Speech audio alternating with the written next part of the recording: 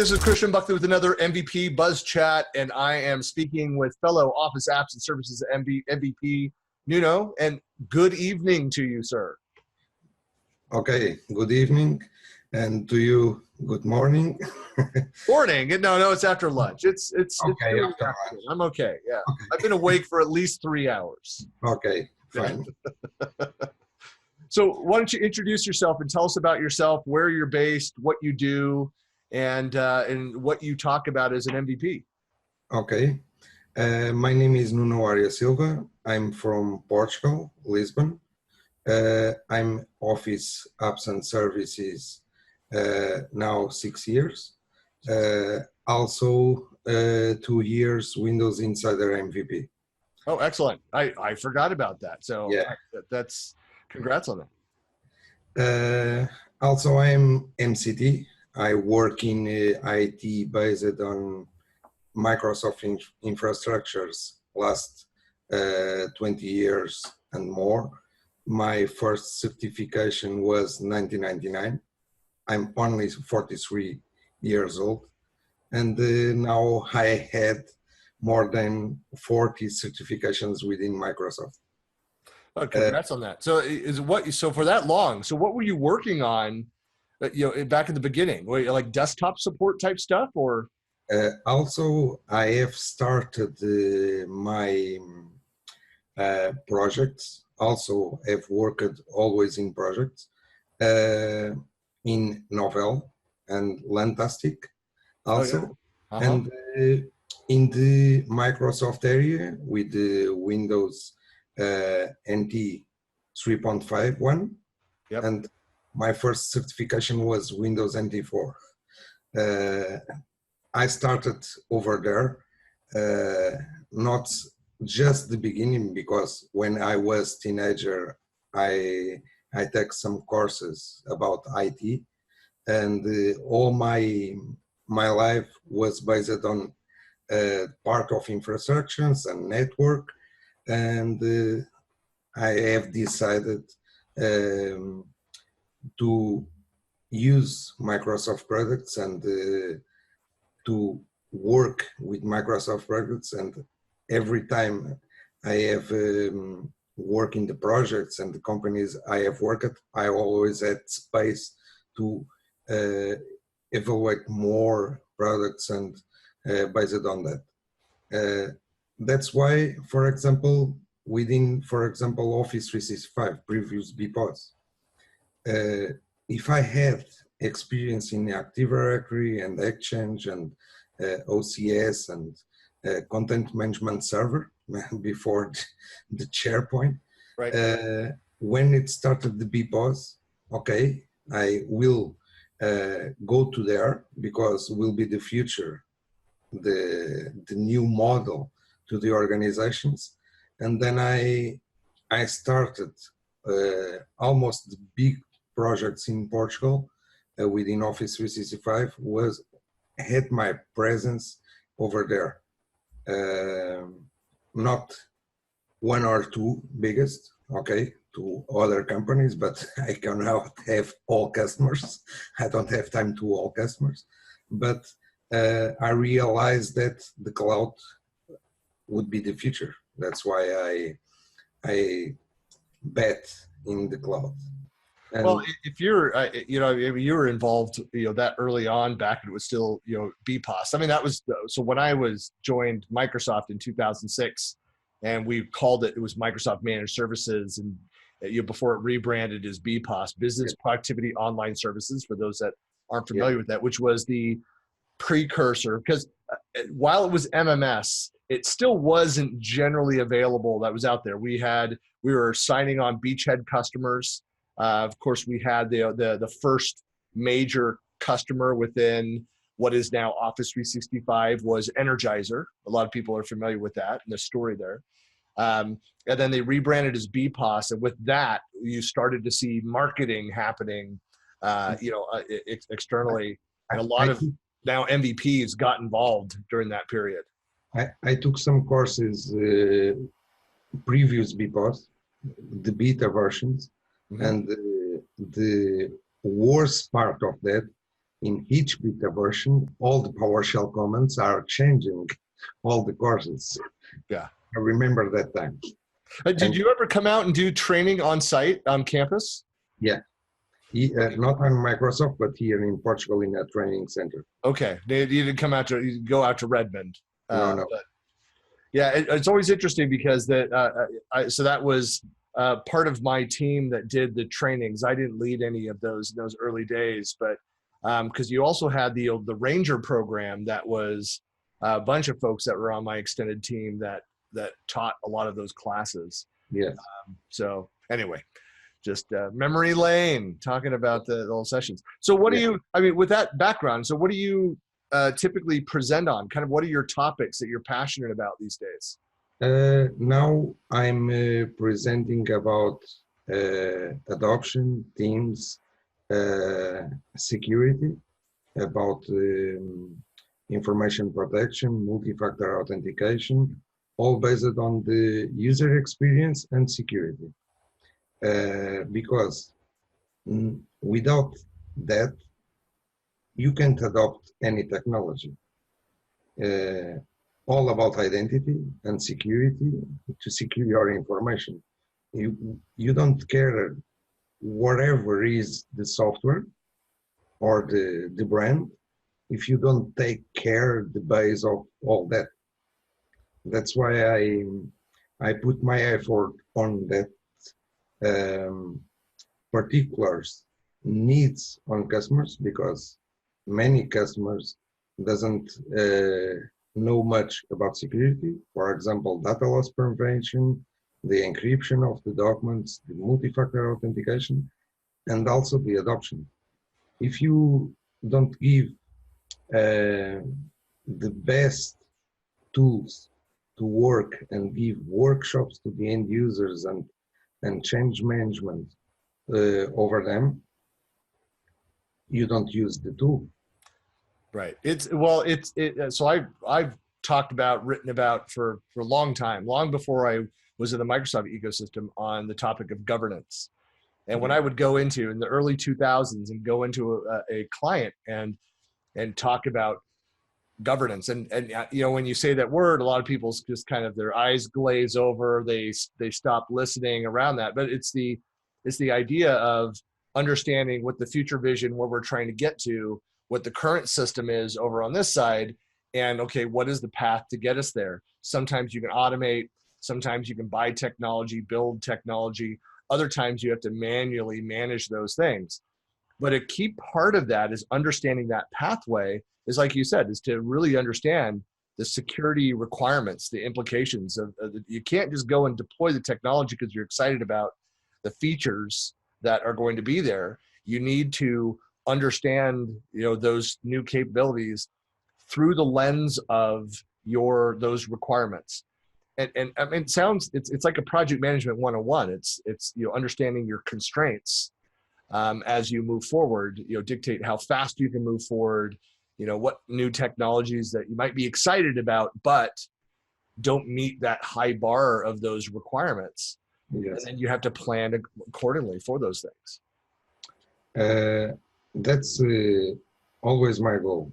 And for example, in all my projects, I always do workshops to the IT and to the end users. And now I'm at GFI Portugal because I work in a GFI. Now we are about almost 20,000 persons in the world. But in Portugal, I'm a leader of the offer that we have based on modern workplace. That has all Office 365, from SharePoint Online, from modern desktop, Windows 10, Microsoft Office 365. And we are doing a lot of change management projects. And also we called it about workplace transformation program to the customers, because they need to change. And the customers that have changed, but the people that doesn't realize how to use the tools, we are in to help them. Right. I was actually going to mention, I said, it sounds like you're doing the kind of the meat and potatoes of the digital transformation. I'm not a fan of that broad term of digital transformation. I actually really like workplace transformation, but it's, but I think to your point is you can have this great strategy for the technology, for the platforms, is have a vision, a clearly articulated vision of where you want things to go, getting there and making sure that everybody is on board and engaged, highly engaged. Yes. That's a different matter. You can plan all you want and have a brilliantly architected plan system. If you don't And have end users using it. and the best experience that we do interviews in the customer Mhm. in several departments. We keep the best practice they use in each department and bring it all to a room with the responsibles to share them and to use that to the best practice to that customer, because each customer is different. Even the industry, you can have the same type of customer, but all are different. And the way they communicate and the way they work with the tools they use uh, always can do better and faster and use less tools, for example. That's why, for example, Microsoft Teams is changing a lot of email, but also the email, it's important. Uh, but we can show to the customer what are the benefits of each one. And for example, several customers are still sending attachments in emails to just review and edit. Um, it's an old thing, but depending how the process is created, they need to follow those processes. And that it's the difficulty to change the way the processes are done. Well, it's You can have the technology, but if the customer has the processes to send the email to someone approve and then come back, you can change immediately that. well, yeah, it's well. So part of it, yeah, and you talked about going in and doing that in initial workshops, and I refer to those initial workshops as that discovery session. So where we're trying to, as the consultant in that role, we're trying to understand what is the culture of collaboration, what is the culture of the workplace here, Yes. to understand what are things that, and because other things just to remember is that sometimes it might be you and I coming in from the outside, it might look very inefficient, but once we understand the culture and the process, what they're trying to do, it could be the best current, the current solution could be the best way of accomplishing those goals. And you can't just go in and say, for the sake of, hey, we want to put the new technology, we understand all these benefits. You also have to understand the impacts of those changes. It could be a blocker. Yeah, it could be something that, that the cost of changing that, even though for those small benefits are just not, the costs are too great to change those things at this time. And so that's why, I mean, I'm a huge advocate of, I mean, I'm sure you do the same thing, of going in and piloting things out. Having data around, and especially being able to show against a customer's actual data and their systems and their processes versus talking about these ethereal, Yes. stories and best practices from other organizations. Because to your point, even within the same industry, a best practice for one organization is not the best practice for every organization. Now, That's correct. Microsoft has really changed kind of their guidance, and I'm sure you heard the same thing. Where there's, I hear the complaints from clients saying, just tell me the right way to do the things that we're trying to do, and to try and explain it, like there is no right way. There's several different ways that you could approach this. Let's figure out the one that will work the best and have the strongest level of engagement for your end users. Microsoft's not in the business of coming and saying, you must here's the way that you must deliver attachments to be, distributed or reviewed. You've got multiple ways of doing that. And if Microsoft was dictating the way that you did it, they would turn off the ability to attach attachments directly to an email.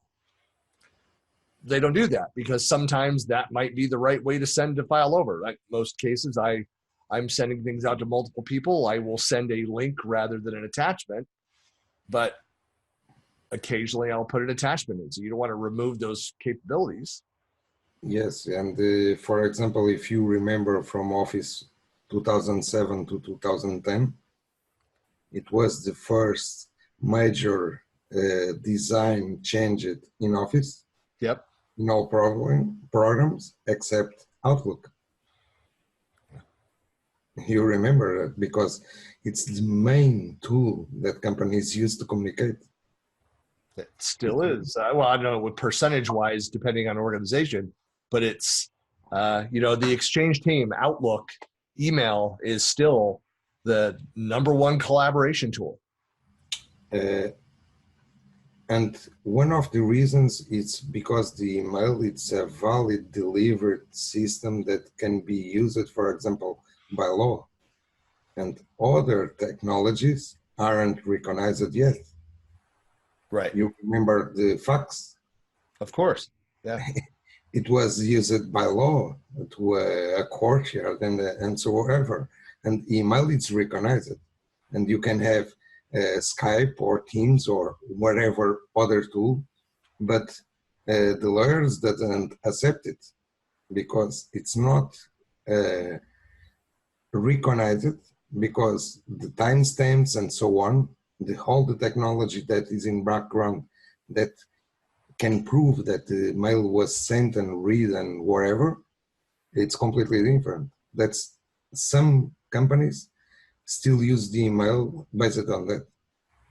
Well, and also the fact that it is a truly federated service or capability. Like I might be using Outlook in an Exchange server, you might be using Gmail, somebody else might be using another third-party tool or service, and yet we can communicate, collaborate via those methods. I mean, one of the you remember when the like in the SharePoint Office 365 community, where those communities all moved to Yammer. Yes. And there was a huge shift, and there was a huge pushback by the community, and there was a drop-off in participation in various other locations. And it took a long time to build those things back up again. And when they moved all of those communities over to Microsoft Tech Community, which was not built on Microsoft technology. It was partner technology, but it had the right features and would allow the anonymous access and the anybody coming from anywhere. But again, it took time to build those things up, and that's a problem with if you're doing internal collaboration, using Teams, using the Skype for Business, using Yammer, something like that is great for those internal collaborations, but can be difficult then to bring if you're bringing in outside people into some of those environments. Yes, correct. And maybe those technologies will change the future. we are here to help and to help customers, the community who wants to help with those technologies. Exactly. Well, last question for you. Like, so what else? What else that's coming up are you excited about? Is there anything that's like new that is really kind of caught your attention? I think some features that will be available on Teams that are in the roadmap and that will be better to the end customers. And I have seen the change and the needs from some customers to, for example, change the PBX to Teams.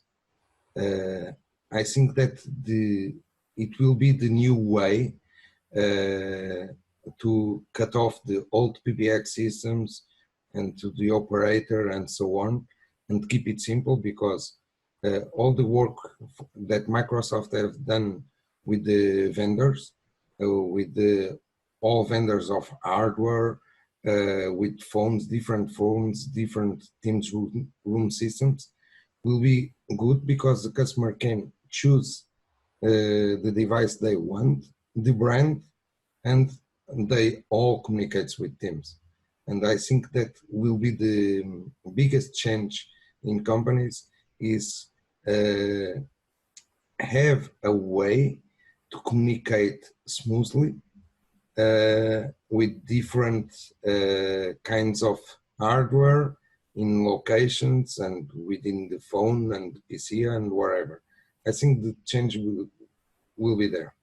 I have to say that if for those that have not had the experience of working with the integrated telephony solutions, I mean, it's fantastic to have that, to go seamlessly, to have the presence awareness, to be able to like float over, like like you send me an email, I float over your profile, see that you're online right there and that you're not in a meeting, you're available, double click and call you right there and have a conversation, a web meeting or a phone call, whatever that is. I mean, it's just incredibly powerful.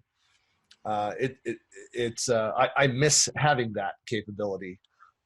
So hopefully they'll, if anybody's watching that's part of the MVP program, that'll be some part of our benefits that will get some of those cool free tools.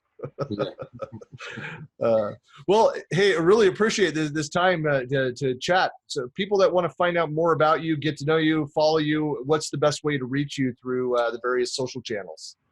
You can search my name on each search engine, Nuno Arias Silva, and my Twitter handle is also Nuno Arias Silva, and in LinkedIn, or you just search those words, you can find it. All right, excellent. It's on top of on the results. Of course. And also, for you who wants to know more about Office 365, you also have my book that I have edited last year. It is Office 365 Essentials. Is written in 14 chapters to introduce Office 365, not go deeper, just to realize, could be to CIOs, to admins, who want to start to Office 365, and also I have a chapter there about change management. Excellent. I mean, that's a great resource to have, because I mean, I agree that especially the experts out there want to jump to the more advanced topics and talk more in depth, and then skip past, assuming people understand just the basics of the overall platform. So it's great to have a resource for that. Okay. All right. Well, thanks a lot for your time today. We'll talk to you soon. You too. Talk to you. Bye. Bye.